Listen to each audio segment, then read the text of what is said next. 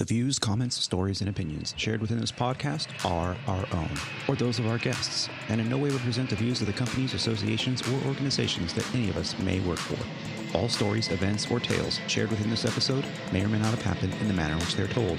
They may or may not have even happened at all. The details have been changed to protect the innocent and the guilty alike. This is Squawk Ident.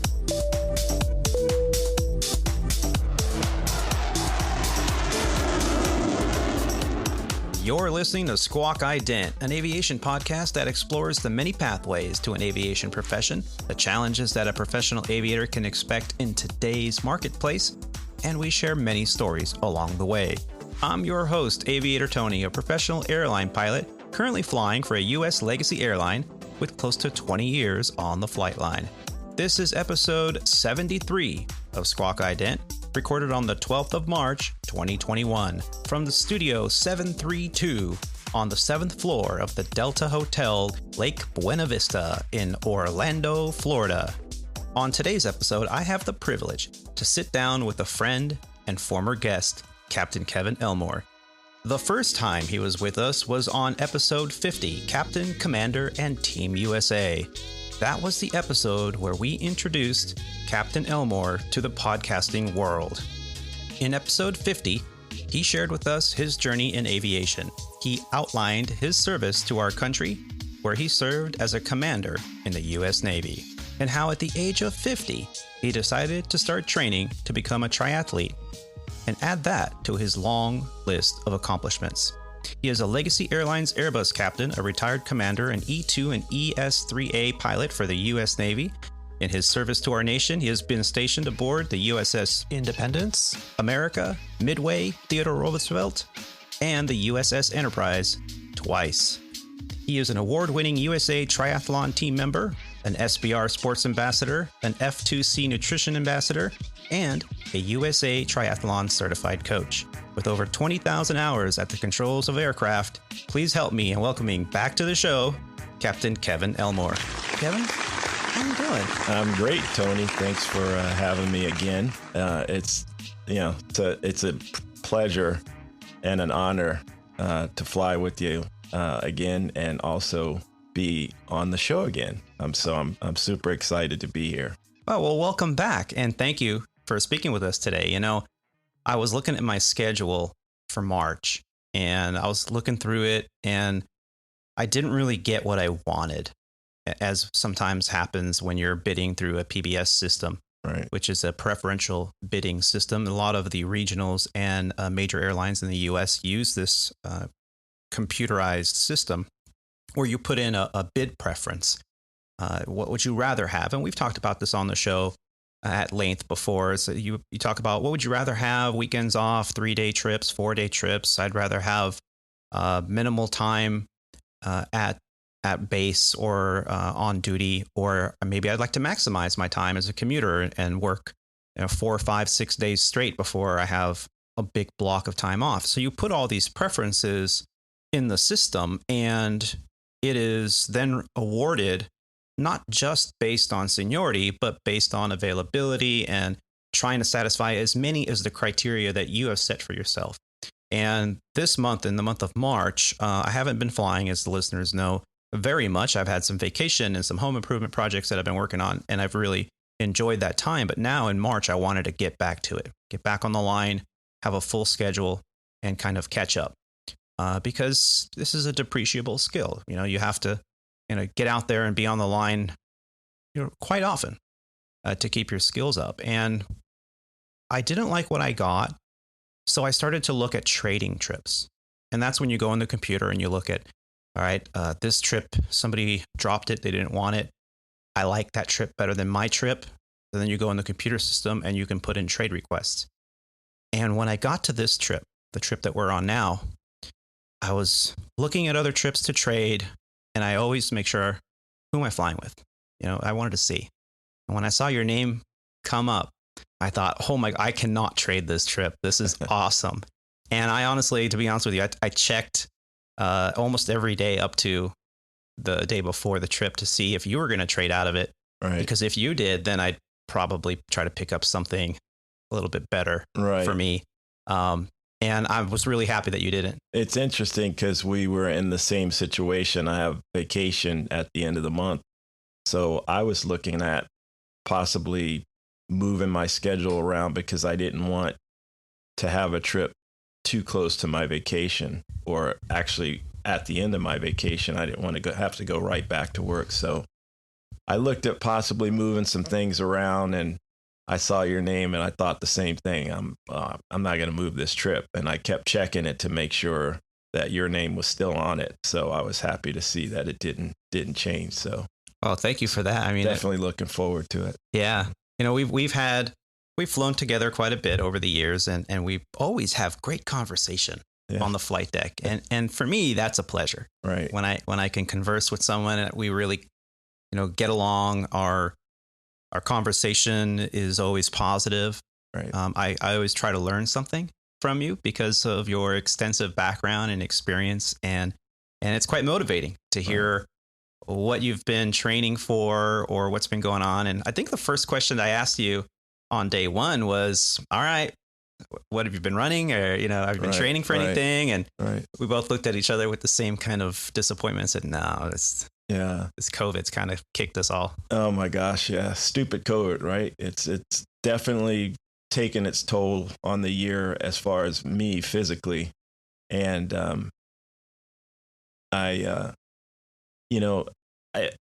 I feel the same way when I come into the cockpit, especially with guys like you that are flow throughs. You've actually been a captain longer than I have. I didn't upgrade until 2016, so I can learn a lot from you guys, and especially you with your aviation knowledge and your podcast experience. So, yeah, it's a mutual exchange, and always a pleasure to try to learn something. I think the last time we flew, we had some weather issues, and you taught me how to overlay the map onto the WSI, and I still use that to this day. Also, I think we talked about FMS Plus, which I use extensively. That program's got some issues. I wish you could change the route, update the, like if you get new routing, update the information that's on it. But, and also sometimes the fuel numbers aren't exact. So I wish it would real time adjust the fuel information. But yeah, it's you learn and you take these things into your flying experience, and it enhances your whole flying experience. Yeah. And speaking of FMS Plus, what we're talking about here for those listeners that may not be familiar, we have our EFB, which is our electronic flight bag. You used to see pilots walking around the terminal with these big leather cases, or basically a salesman case. And it was a pilot kit bag. And we had 25, 30 pounds worth of JEP charts and manuals and all the accoutrement that you would need. Right. And that's all been replaced with modern technology. Everyone has a tablet of some kind. I really don't know of any operator, at least here in the US, that is still using paper JEP charts. So we use this electronic flight bag, which is a tablet that can hold every manual you could even imagine. We were only required to carry a few manuals back then because of the weight issues.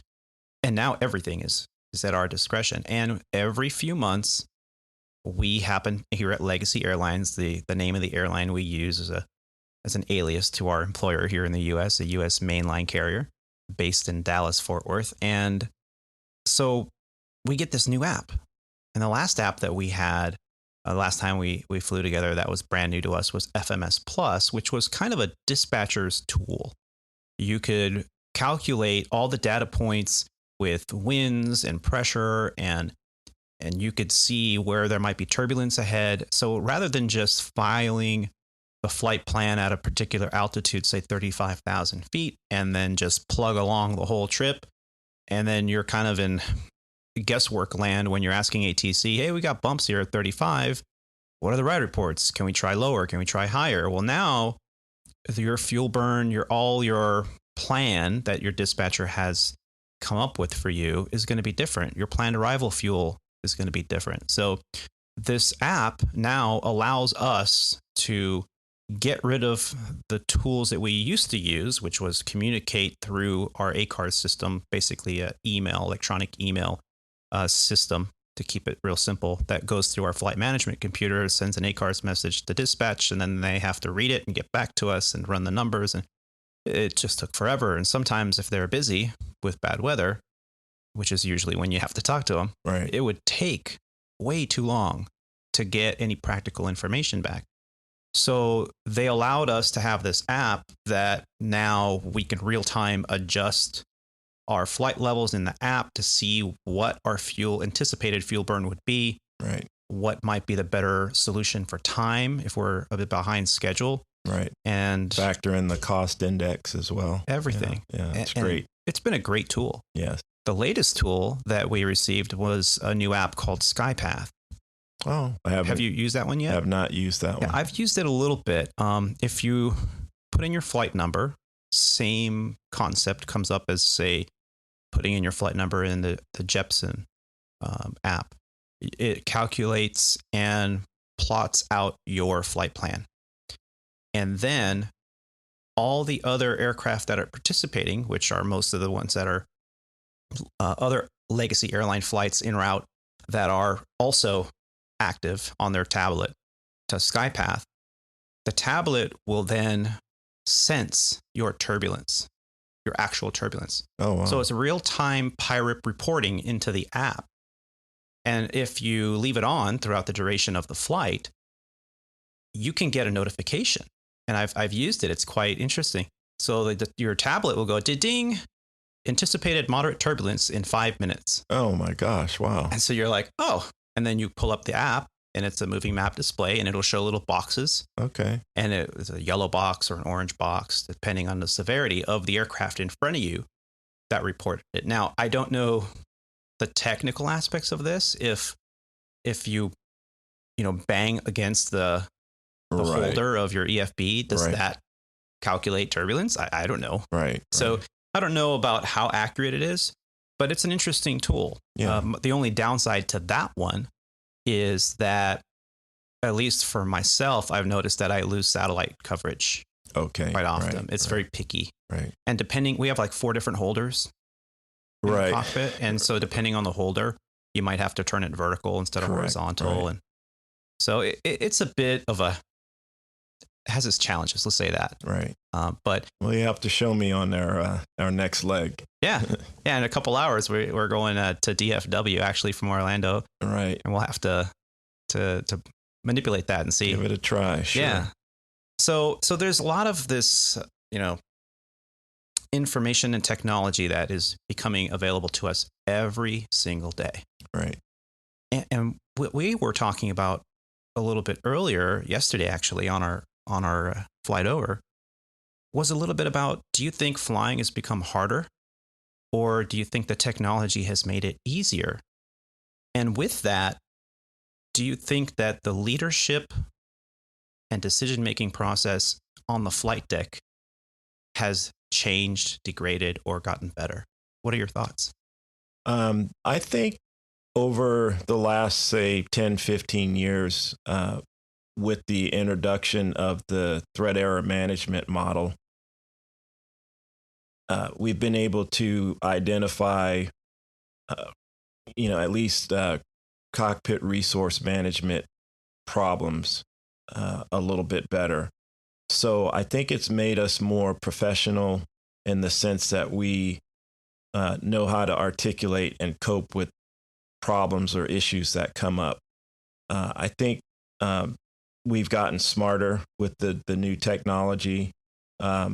Also, we've also faced some contract issues, outside influences that affect our performance. So in my particular case, it's made me more aware of things that are going on outside and caused me to focus more in the cockpit. So I'd say overall, we're more professional. We're more aware of what's going on in the cockpit, a little bit more sensitive to our colleagues that we're flying with.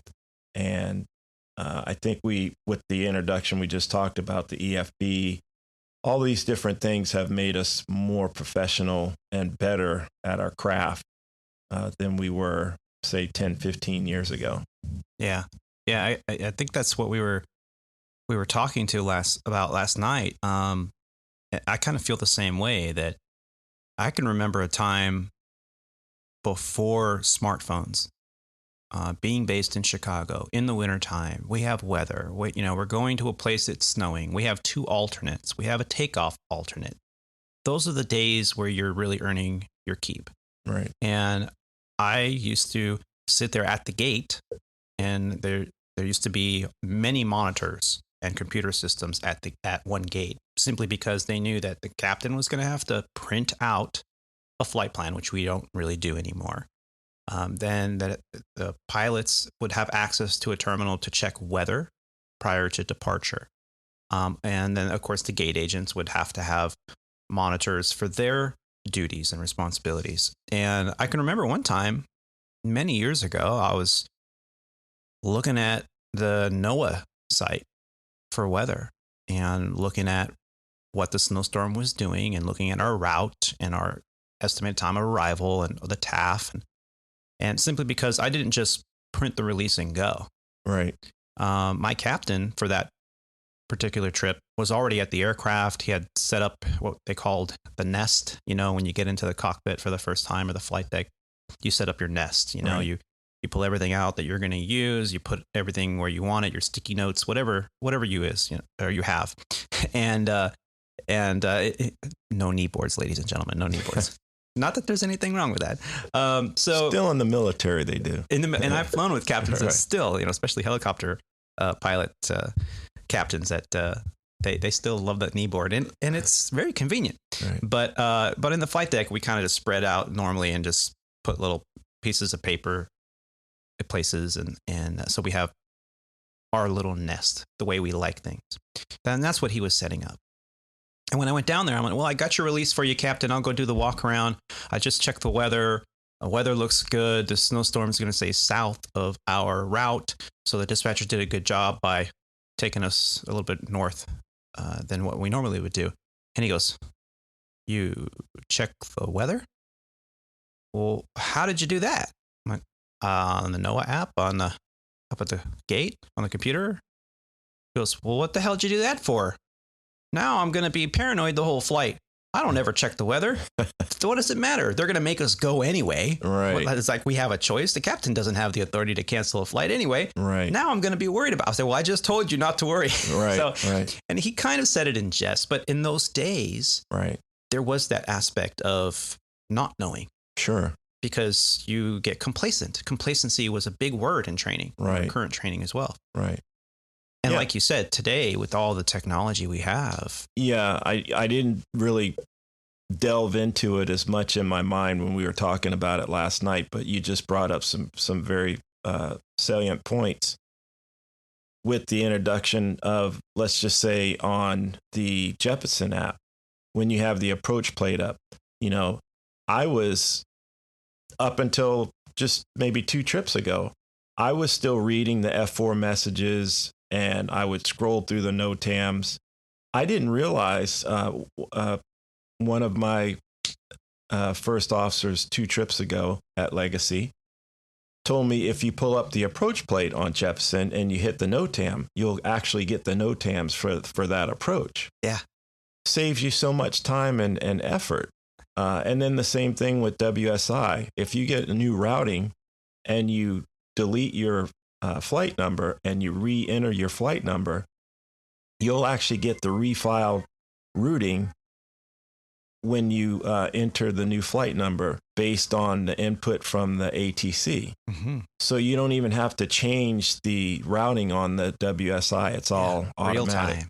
And it's just amazing with the link with the weather, the overlay on your route with the weather. I mean, it just takes things that you took for granted back in the day. It puts it right there for you. It increases your situational awareness. And like I said, makes us better professionals, more skilled at our craft. Yeah. And that information is absolutely crucial.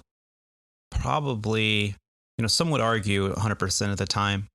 I think realistically, probably 60% of that time, you need to rely on that information quickly to make sound decisions. Right. We used to talk about, you mentioned the TEM and the CRM model. We used to mention the CRM model.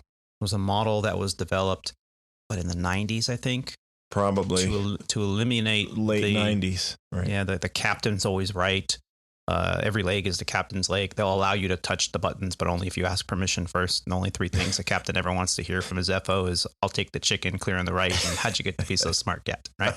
So we had to get rid of that because through the NTSB accident investigations of the time, they found that there was a lot of this totalitarian rule in the cockpit. Right. And they developed CRM as a way to minimize those kind of incidences that could potentially create an accident or incident.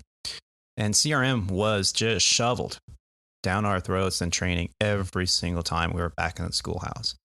We have to be open. If one person is questioning something, we should all be questioning it. And the pleasure that comes from flying with you, and we mentioned this on the last podcast, is that you've always been very receptive to input, not just from your fellow pilot or your FO, but from your flight crew, your flight attendants. This time we flew together, I noticed that your pre-flight briefing to the cabin crew is consistent, it's professional, and you do it with a tone that's very welcoming. And that's unfortunately very rare. Thank you. Yeah. And we talked about leadership characteristics, things that you learn from not just the good, but the bad captains and commanding officers in the military. And I always start my flights out with a crew brief with the cabin crew. And I got that format straight out of the FOM,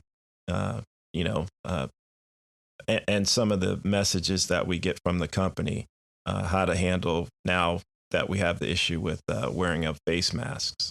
How to report that, how to coordinate if you have an issue, cabin items, potential weather, turbulence. You just go down the list and it sets the tone.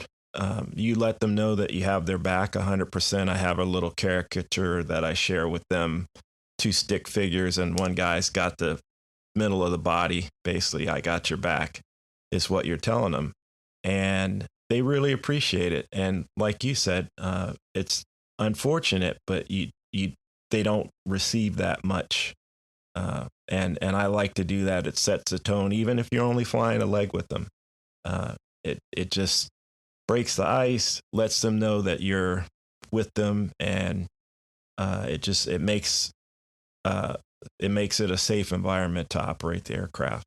Yeah. And if you're an aspiring pilot and you dream of one day commanding a ship and flying for a mainline carrier, remember that those crew briefings are essential. And don't forget to do it on the first leg, even if you're only doing one leg. Because I could tell you right now, a flight comes to mind that departed LaGuardia about a decade ago, first leg trip together. And that flight lasted less than a few minutes before it ended up in the Hudson. Right. That crew briefing before a flight, you might think, "Oh, no big deal. I'll catch them on the next one." Right. Or we're rushed and, the plane got in late and we just got here. I have to run my checklist and I don't have time for I'll get you on the next one. Or you only talk to the purser, which is what I see 90% of the time. You give a briefing to the purser and you're assuming the purser's now going to go and disseminate that briefing to the other 2, 3, or 4 flight attendants, or however many you may have on board your equipment. And then you find out later that it would have been nice to receive a briefing, Captain. And the captain says, "Well, I gave it to the purser." Right. So it's nice the way you do it. I really appreciate it. And that, we talked about how sometimes outside influence can force crews to rush to comply. And so I make it a point. Obviously you have to be flexible, but I try to let the gate agents know that even though the plane just got there, or they need to board the plane in 20 minutes, I need 5 minutes with my crew just to accomplish that, because I put that much priority on doing that. So when they want to send the passengers down, I tell them, no, we have to brief as a crew first, and then we can do the rest. And they appreciate that, because now if they're getting to the flight late, they're not rushing and putting their bags up and don't have time to check catering and do their pre-flight checks. So it takes a little bit of pressure on them. And then I usually tell the gate agent also, when the purser or the number one is ready, that's when we're ready to board. So good. Yeah. Try to be consistent with that as well.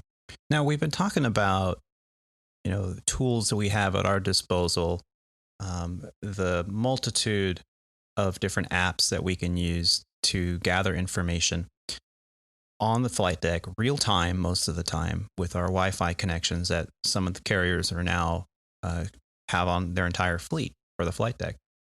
Do you think there's some information overload with that? Not that. Possibly. I mean, I try to be, just like my briefs, consistent with the information that I access, so that I don't have that issue. I go straight to the tablet. I go to CCI to get all the flight information, crew information, flight plan, all that data. I check the weather. There's just a few items that I use consistently to make sure that I'm not overloaded with too much data. And that also has to do with prep, which I'll admit I don't always prepare enough. I had a trip to Mexico City a few weeks ago, and I was terrified because I had never been to Mexico City. I know there's a lot of terrain down there. I was fortunate enough to have to go to the schoolhouse for landings. And after we finished the maneuvers validation, basically is what it turned into be, I asked the check airman if he would take me down to Mexico City and we could run the approach. Yeah. So it ended up being a great tool, because I got to see what I was, getting ready to fly in a couple of weeks. And I had an uneventful flight into Mexico City. But I mean, I prepped. I did the sim ride, which not all of us have an opportunity to do that. But then I went back home and I studied all the company references to, fly that approach safely into Mexico City. And there's a lot of things, especially, well, in our industry, there are a lot of things that can really bite you. And if you don't take the time to prep and prepare. Yeah. And I think we've kind of scratched the surface with this, but this is a wonderful way to segue into it. The new model, and we've talked about this before on the podcast as well, is what's called threat and error management. And I think it's like CRM 2.0. It is it's a Swiss cheese model, is what some people call it. So you have threats coming at you, no matter what you do, in every aspect of your life, not just for aviation. Right. You get in your car to drive down to the grocery store to pick up your groceries for the week. There are threats that are coming at you from all directions. And what the threat and error management model does is, in a simple term, it makes sure that in terms of being in the green, in the yellow, or in the red, that you can recognize when you're in the green. And you've got this, everything, all the ducks are aligned and everything. And when you start to get into the yellow, or feel behind, or feel something's not right, that you recognize it and you stop and you vocalize it, especially on a flight deck, that, hey, I'm in the yellow. And all right, well, let's slow it down and let's get you back in the green. And this threat and error management model, as you learn more about it, you learn about all the layers. There's the layers of the pilots in the flight deck, and there's the layer of, the station operation or the gate agents, and then the layer of the flight attendants and mechanics and SOC and MOC and ATC. in all these organizations that when you're flying a flight, like, for example, what we're going to be doing here in a few hours from Orlando to Dallas, there are so many people and organizations involved in tracking, in catering, in maintaining your aircraft, and making sure that all the ducks are aligned in a row. And a threat and error management model, threats get through it. And if you're really having a bad day, a threat has gotten through at least 6-7 layers of safety. And it's a great model for the modern world in the way we're operating. Do you feel that the TEM model has made a huge difference between the way we used to say CRM was the key factor of keeping us safe? Absolutely. I mean, just being able to use that term, I'm in the yellow, I'm in the red, I'm in the green. I remember when I first started as an FO on the Super 80 in Chicago, I'd be over there in my nest with my pen, paper, talking on the radio, trying to keep track of my finger, where we were on the Jeppesen chart. And the captain would look over me. He would say, "Wow, you got a lot going on over there," But now, and I was too busy trying to keep track of everything. That would have been a perfect opportunity if we had those colors to say, yeah, I'm in the yellow right now. I got my head down. I can't keep up with the ATC instructions to get to the runway. Can we just take a minute? But now, you have that ability to say, I'm in the yellow. Let's take it down. You have that tool to articulate where you are, how you feel, what's your situational awareness, how are you coping with the current situation in the cockpit. So I really love the threat error management tool. I think it's been a great tool to stay connected to your just by dividing pilot flying and pilot monitoring. We didn't have that before either. Mm-hmm. Sometimes if things start to really cloud up for me as a captain, it's almost better to have the first officer take the controls so I can take a step back, and now I have a better picture, overall situational awareness of what's going on, and I can recage my gyro and get back in the game and get back in the green. Yeah, nice. Absolutely. The last time you were on the podcast, we discovered how your exciting journey in aviation came to be. You gave us the details of how a kid from the Bronx ended up accomplishing a successful aviation career in both the U.S. Navy and as a captain at a legacy airline. If you had to focus on the personality trait that most influenced your success, what would that be? I have to think about that one. The personality trait that most influenced my success. I would say leadership. Leadership, being a good leader, compartmentalizing. I'd say leadership. You have to be an effective leader. You have to lead by example. You have to be, and this is always applied to me as a young African American in society today. I feel like I have to outperform my peers. I always, it's just an innate responsibility or feeling that I have to prove that I'm good enough. And so when I'm in the cockpit, I'm constantly trying to be better and make conscious decisions to follow the FOM to my knowledge as close as possible, and just be the best professional I can be, and emote and lead with that capability.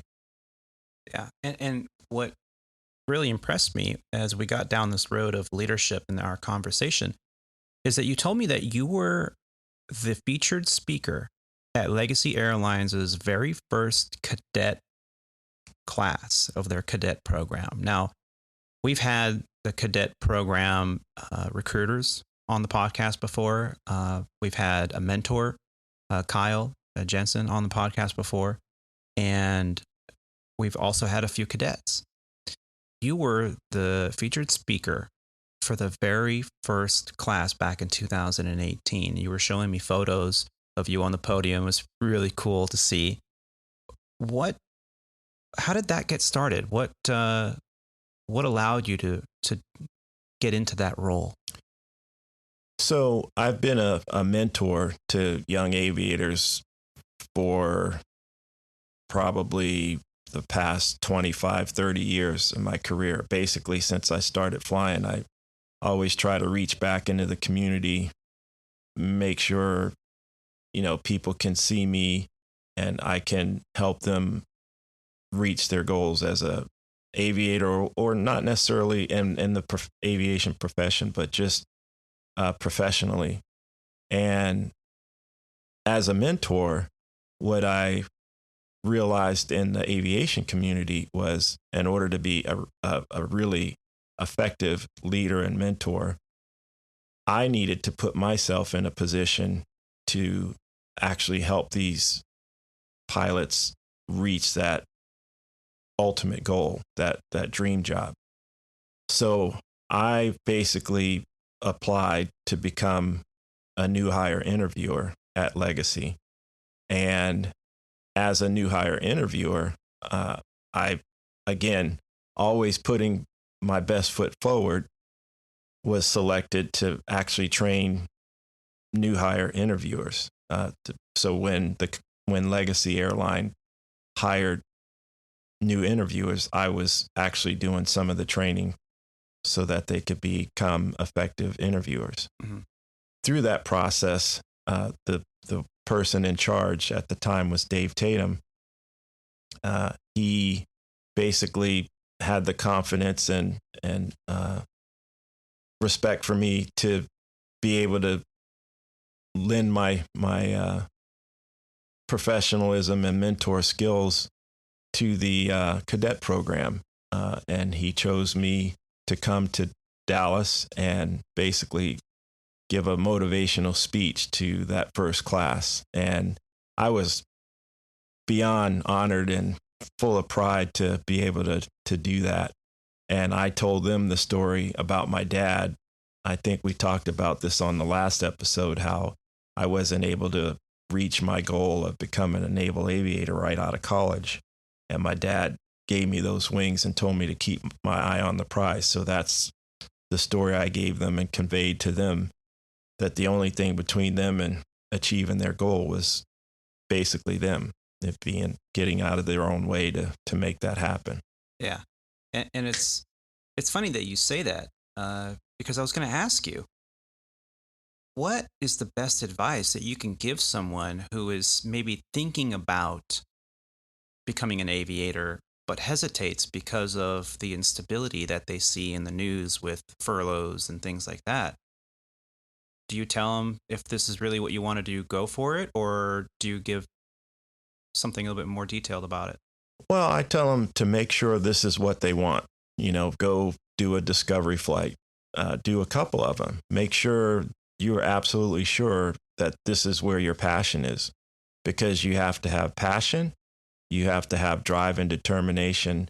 And then you can't ever take no for an answer. If you decide that that's where you're going to go, then you have to put the blinders on and plow forward with everything you have, because there's so many things that can get in your way when you pursue the aviation goal. It requires focus, determination, drive, and a ton of effort. So those are all the things that you have to put into it. And so you need to make sure that that's absolutely what you want to do. So why is mentoring so important then to you? For me, when my dad would bring me to work when he was a mechanic, and they'd finish working on the airplane and taxi the airplane from the hangar to the terminal, when I was sitting in that cockpit pretending to push the buttons, I always thought I was going to be a mechanic. I never really thought that I was going to be a pilot because I never saw any pilots that looked like me. So I think it's important that to be a mentor so people can see people like them can become pilots in a major airline. Yeah. And you're mentioning our previous conversation. If you haven't listened to episode 50 of Squawk Ident, I highly encourage you after this show to go back and take a listen because Kevin's journey is absolutely amazing. He stands on the shoulders of many of the aviators that came before him, and he was able to overcome quite a bit of adversity to get here, to be so successful in the U.S. Navy, to have so many different opportunities, and then to parlay that into a career in commercial aviation and get on with an airline at a young age. And you mentioned earlier, like, oh, I have more captain time than you, but man, you've got hours. You have some hours. We mentioned, we were trying to calculate this earlier today. It's like something more like 20,000 plus, right? 20,000 plus hours. I came out of the Navy with close to 4,000. So I started in 98. So what's that? 23 years of, so yeah, roughly 20,000. Yeah. I mean, just amazing of all that you've accomplished. And we're constantly talking about this professionalism, this leadership. It must be pretty important. How can a new student pilot who's maybe fresh out of high school, working on their rating at 18, 19 years old, they're focusing on learning the languages of aviation, weather phenomenon and terms. They're learning, the charts and regulations and airspace volumes and how to tune and identify VOR and track a localizer inbound and all this information. And amongst all that, they've got to worry about professionalism. How do they do that? That's where the mentor comes in. Having a mentor, you don't even really have to do it intentionally. You're just there for them. And I think they see how you respond, how you react, what you talk about. And while they're focusing on the things that they need to focus on as a student, they're soaking all this in peripherally, if that's a word. They're soaking this in. It's through osmosis. It's becoming part of their psyche. It's becoming part of who they are, their personality. Yeah. Yeah. One of my very first guests on the show was a very talented young man who is now here at Legacy Airlines, Jean-Michael. Jean-Michael and I were at the training hotel in Dallas at the same time. What happened was I was checking into the hotel, had just come off the flight that I commuted in from LA. And I hear Anthony, and I turn around, and no one's called me Anthony for a while. So I turn around, and oh my God, Jean-Michael. He was the 17-year-old student pilot, youngest sign-off I ever had, my first student pilot sign-off I ever had. And he was standing behind me, and I'm like, "What are you doing here?" And he's like, "I just got hired." And I'm thinking, at the regional? And he's like, no, I'm a 7.3 FO for Legacy. Wow. And I was like, oh my God, what's your seniority going to be when you retire? Because they all know, And right. he's like, oh, it's going to be like in the under 100, I think wow. he said. And so he told me about his journey, and we got to record one of our first shows together. Awesome. Doing that. But I thought about that, and I think about that often. There were times when I thought, he's so young. Right. You're at the command of an aircraft, and though it's relatively safe if you know what you're doing and you're following the procedures and the guidelines and the lessons you've learned, and you've had instructors sign you off that they're confident and they're putting their endorsement behind you that you're going to make good decisions, safe decisions on the flight deck. I know what I was like when I was 17. Right. And I know that I probably, if I didn't have someone in the back of my mind that I knew I would disappoint if I did something stupid. Right. that I probably would have done something stupid. Right. And my hat's off to the younger generation, because the opportunity to go, oh, hold my beer, watch this. Right. In this industry is plentiful, because when you're on the flight deck, unless you're in training or in a simulator doing recurrent training of some kind, or on the flight line with your flight instructor, right, you really don't have anyone looking over your shoulder, right, especially solo. Right. So you're like, hey, I'm going to go buzz that cow. Well, if you have a mentor in your life, mm-hmm. and you think in the back of your mind, you have that little voice going, Kevin would be disappointed in me. Sure. I shouldn't do that. Right. I think that's what makes mentorship, not just answering the questions, because you can go online. Technology's there. We've talked about that. Right. I think it's that I want to make them proud. I want to be. And that's why I believe in the mentorship program so much, because, I mean, I look back to my career, and fortunate for me, I was in the military.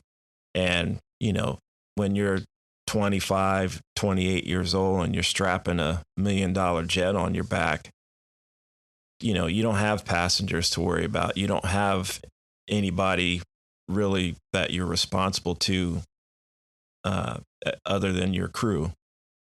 You can go out and do whatever you want in that airplane. You don't have as many people looking at you from the outside.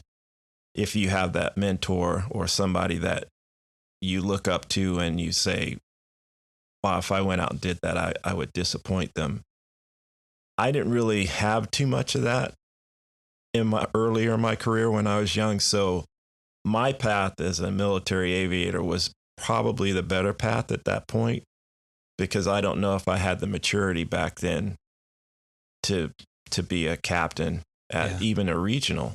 Having that discipline at a young age really helped. I was kind of a wild child back then. I mean, I had a few mentors, but they were also military guys. And so I didn't have that discipline.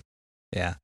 So I think that's really one of the most key features in what a mentor can offer a young person. So you were telling me last night that you think everyone who has the ability should mentor. Why do you feel that way? I mean, if you think about it, it's the only way you can influence the future. You can go back and you can grab however many people you can grab and show them, not just in aviation, but in life, what it takes to be successful. What they need, what skill set they need to be what they want to be.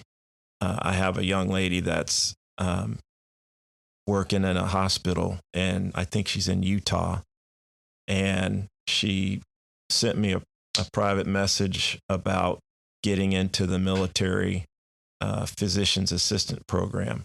And I said, oh my gosh, you'd be a great candidate. You were a water polo player in high school. You played water polo in college. You've been working in the health industry for many years now. Be a perfect candidate. So I wrote her a letter of recommendation to submit to the Air Force. Mm-hmm. All she needed to do was get accepted into a PA program, which she since has done that. So she's going to go get her PA degree on the Air Force dime and become a second lieutenant, or actually I think she goes in as a captain in the Air Force. Nice. And I get a chance to pin her captain's bars on and make her a commissioned officer in the Air Force.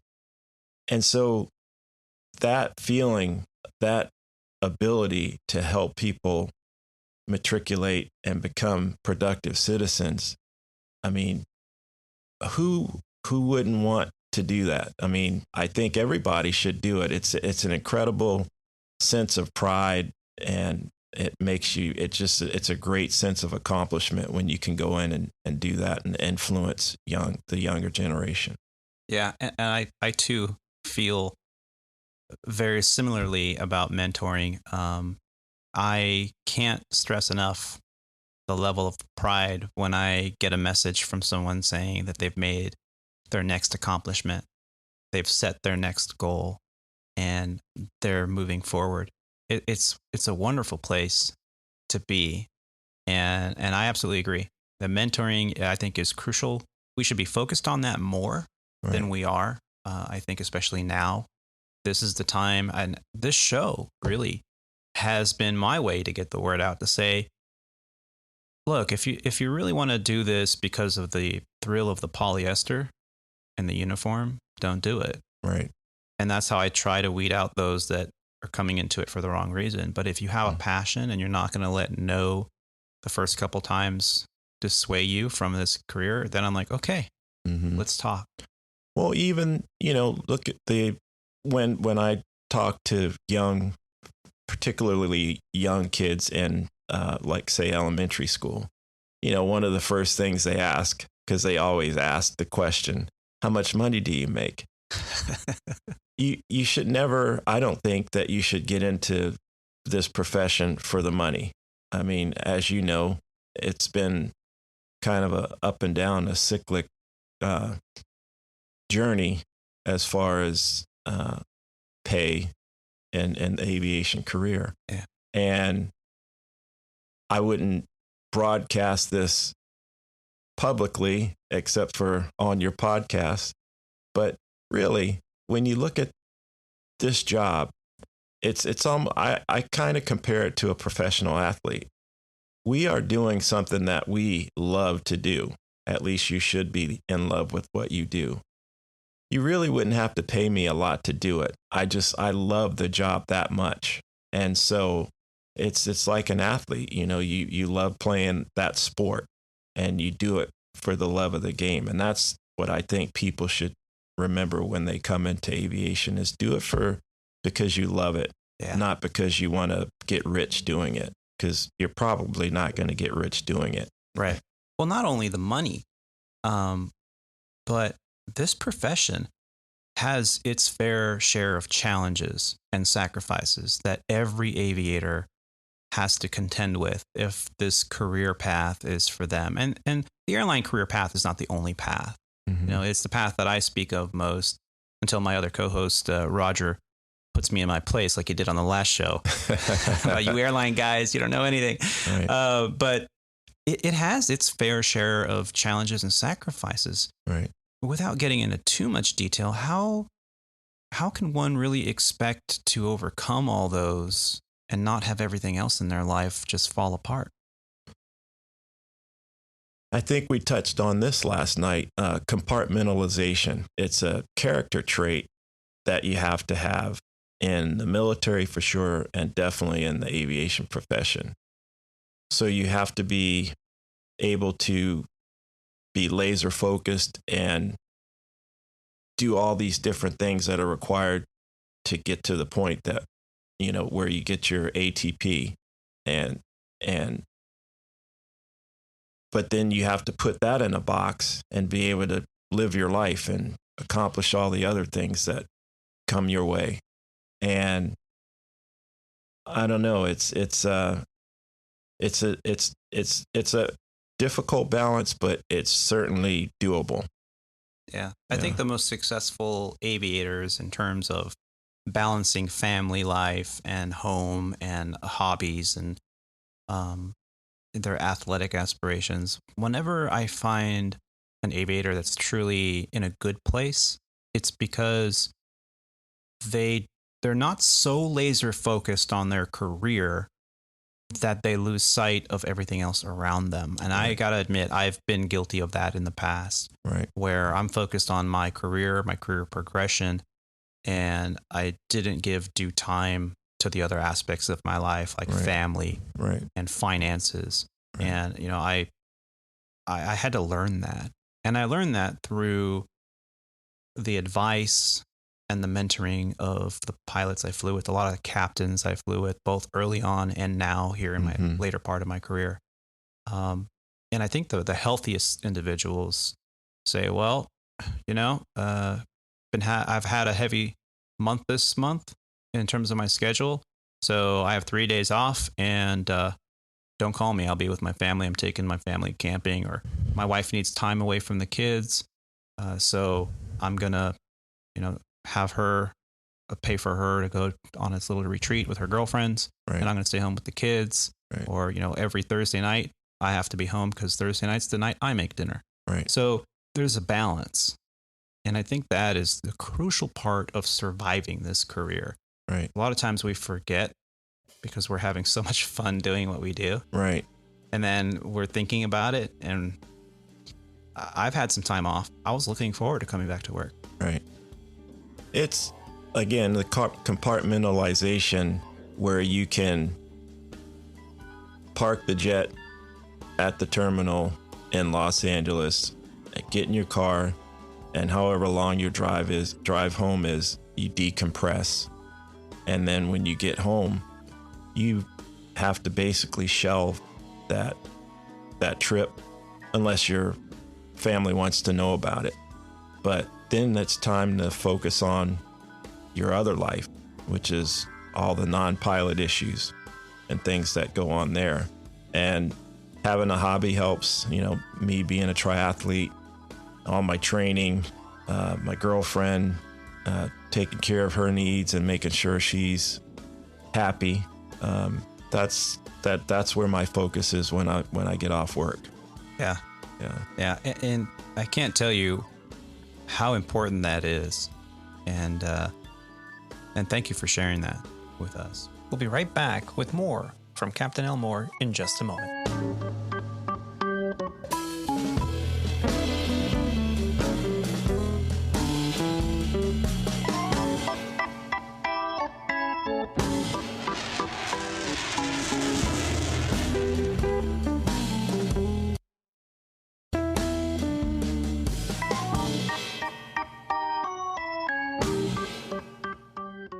I know we're getting a little short on time because we do have to get ready. Oh my goodness! For our flight time here, just flies by. It does. But last few questions for you before we wrap it up for today. And again, thank you so much for agreeing to do this with me. I really enjoy having these conversations with you, and I'm sure our listeners do too. You've talked about and spoken to what it means to be a mentor and to be professional in the flight deck. Sometimes you come across people that have lost sight of that. How do you deal with that? Turn on the happy face, try to bring joy, happiness, kindness. That's kind of been my message with all the political nonsense that's been going on with the pandemic. Brings me back to 1962 or 64 when President Kennedy said, "Ask not what your country can do for you, but what you can do for your country." And that's been my message is, what can I do? How can I contribute to the mental health of this country? And it's by spreading love, joy, kindness, peace. So when you run across those people that just their life is so miserable that they're worried about Mr. Potato Head or or Dr. Seuss books, you just kind of, give them an anecdote or something to break the ice and smile about, and tell them a happy story or share a moment that puts a smile on the face, or at least pulls them out of that rut that they may be in. And just, another thing, and especially being a coach, lots and lots of positive encouragement, enthusiasm. And again, it's you got to shine your light and lead other people with your beacon of brightness. That's my message to those people that don't necessarily have the ability to be happy all the time. Yeah. I've had a conversation in the past, and I believe I've mentioned this before on the program. I think the difference between even 30 years ago and today is that we had patience, and more than the term quiet, we had more stillness in our lives. Right. I remember growing up in Northern California in a suburb town in the 80s and 90s. And if you had to call someone, you went inside the house and you called them on the landline. And maybe they weren't home.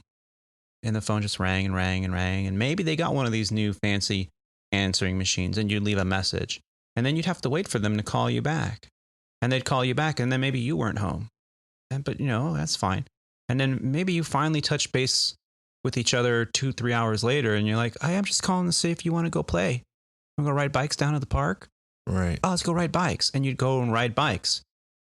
You didn't have earbuds in your ears. You didn't have, maybe one of the kids had a Sony Walkman, this 5-pound brick that they put on their belt and, with their orange headphones and they're listening to the latest Led Zeppelin album, whatever. Right. But for the most part, you hung out, you used your imagination. When the lights on the street lights came on, you knew it was time to come home. And everything was just slower. Right. We had 13 channels on our TV until cable came out. Right. And then we had 20. Right. And that grew to 100. Right. And then that grew to 1,000. And now I just feel like as a whole, not just in our society here in the United States, but around the world, we are being bombarded with noise. That's the word. That's the exact word I was going to use. I'm watching this incredible series. It's called Last Chance U, and it's about the East Los Angeles Community College basketball team, men's basketball team. And these community college basketball is interesting at JUCOs, junior college, because none of the athletes there are there to stay and graduate or go to the pros. They're there temporarily to go to the next level. So there's an incredible amount of pressure on these young athletes to impress the coaches, impress the scouts, win championships so that they can get the scholarship at the Division I level and go on potentially to go to the pros. So they get so focused and locked in, plus all the other, these kids are from East LA, or a lot of them are, and a lot of them are living on their own, and social media and the pressures of life outside. One of the point guard, his mother just passed away of cancer. His dad died a few years ago, so he's on his own. So there's all this pressure, and he's a team captain. So the coach did this incredible thing. It was because they also have right now, or whenever this documentary was being filmed, they set the school record for wins. So they're like 26 wins and 1 loss. So, and their pursuit is to become state championships. So they were getting to the point where they were beating opponents, but just barely, because they were running out of energy, steam, focus, and so much noise. So the coach took them on a field trip, and he took them to a place specifically where there'd be no cell phone coverage and no Wi-Fi. And they got to this basically like a big cabin with an open warehouse facility next to it. And they did puzzles. They played games. They did team building. They wrote on rocks inspirational quotes to help lift their teammates up. These guys, they were laughing and joking, and they had a blast over the weekend that they were there. Subsequently, they go back, they have a game, and they annihilated their opponent because they had bonded. They had eliminated all that noise, at least for that moment in time, and they were able to come back together. So noise, that's a very good term to describe all the outside influences in life that affect us today. Yeah. And thank you for sharing that. And what was the name of the documentary for our listeners? Last Chance U. Last Chance U. So I'll put a link in the show notes. Incredible. Yeah. East LA Community College. It's a wonderful show. I've been binge watching it. It's great. Yeah. the minimalist movement has been growing. Mm. And I think with the minimalist movement is a way to live without all this stuff, right? To try to pare down. Why does a family of 4 need to have 2 storage lockers that they're paying for? Why? Right. What possibly could you need to hold on to all this stuff if you haven't touched it in a year? Mm-hmm. And so I've been kind of following that for a couple of years, trying to pare down. Mm-hmm. My family has been trying to work towards this more minimalist mentality of things. Right. But I think what that really is as we've been talking about here, is the reduction of noise. Mm-hmm. Noise, as any pilot can tell you, is extremely fatiguing. Mm-hmm.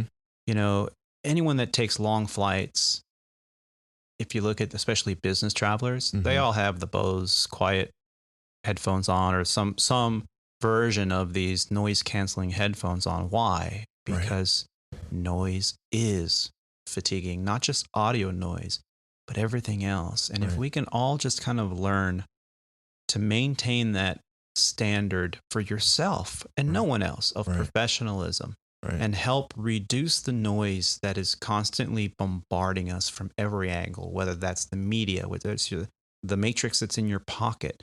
You know, try not to plug into the matrix first thing in the morning and figure out how many likes you got or something, or how many emails did you get, or, you know, and we just slow things down.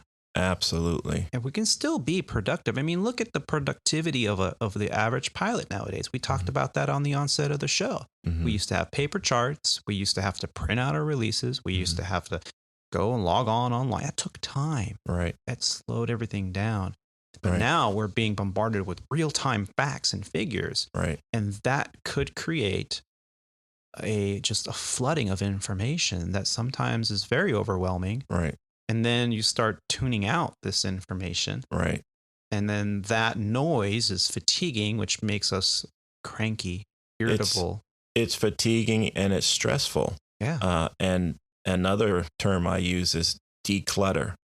If you can declutter your life, and the example I give is, if I have all my stuff all over the house and I haven't taken the time to declutter and be neat and fold my training clothes and put them away. If I go for a bike ride, now I have to look for my clothes. I have to look for my heart rate monitor.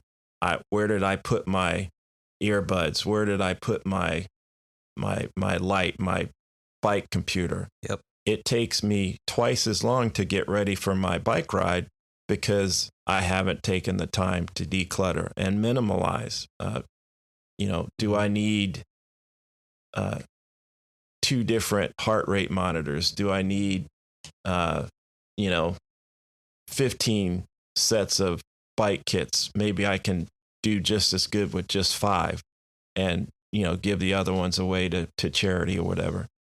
So there is something to be said for decluttering and taking a minimalist approach so that you can do things a lot more efficient with a lot less stress. Yeah, it really is. I mean, here we are in Aviation Podcast talking about the journey. We're talking about professionalism and mentoring, but it's all related, isn't it? It is. Yeah. To kind of declutter and have that mentality in the cockpit and compartmentalize, as you've mentioned, and focus on what you're doing right now. And then as soon as the airplane's parked and the final checklist has been done and now you're on the way to hotel, now's the time to relax, take that deep breath. Yeah, plug into the matrix on the van ride and find out how many messages or what's on social media or what have you.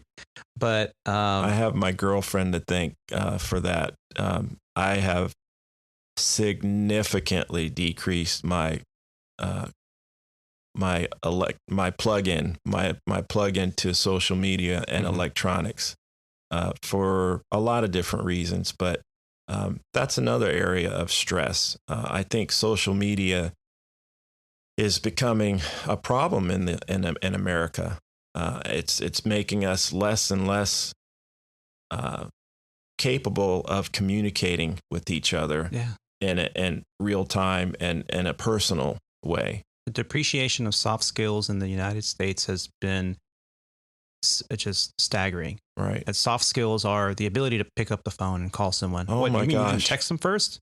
I just picked up the phone and called them because I want to have a conversation with them. Well, they're too busy. I How emailed busy so-and-so. are you? I'm waiting for an email back. Did you try calling him? Yeah. Yeah. It's amazing. Yeah. And with all this that we're discussing, it reminds me of a video that went viral a few years back. He's an author, an admiral in the U.S. Navy, and he gave a speech at a commencement speech that was one of the most inspiring things I've ever heard. If you YouTube it, I'll put a link in the show notes when I find it, but if you YouTube it, where it's, Admiral McGraven leaves an inspiring speech. To me, basic SEAL training was a lifetime of challenges crammed into 6 months. So here are the 10 lessons I learned from basic SEAL training that hopefully will be of value to you as you move forward in life. Every morning in SEAL training, my instructors, who at the time were all Vietnam veterans, would show up in my barracks room, and the first thing they'd do was inspect my bed. If you did it right, the corners would be square, the covers would be pulled tight, the pillow centered just under the headboard, and the extra blanket folded neatly at the foot of the rack. It was a simple task, mundane at best, but every morning we were required to make our bed to perfection. It seemed a little ridiculous at the time, particularly in light of the fact that we were aspiring to be real warriors, tough, battle-hardened SEALs. But the wisdom of this simple act has been proven to me many times over. If you make your bed every morning, you will have accomplished the first task of the day. It will give you a small sense of pride, and it will encourage you to do another task, and another, and another. And by the end of the day, that one task completed will have turned into many tasks completed. Making your bed will also reinforce the fact that the little things in life matter. If you can't do the little things right, you'll never be able to do the big things right. And if by chance you have a miserable day, you will come home to a bed that is made. Really, he talks kind of about what we've been talking about, slowing things down. Right. When you get up in the morning, get up with pride and make your bed. Right.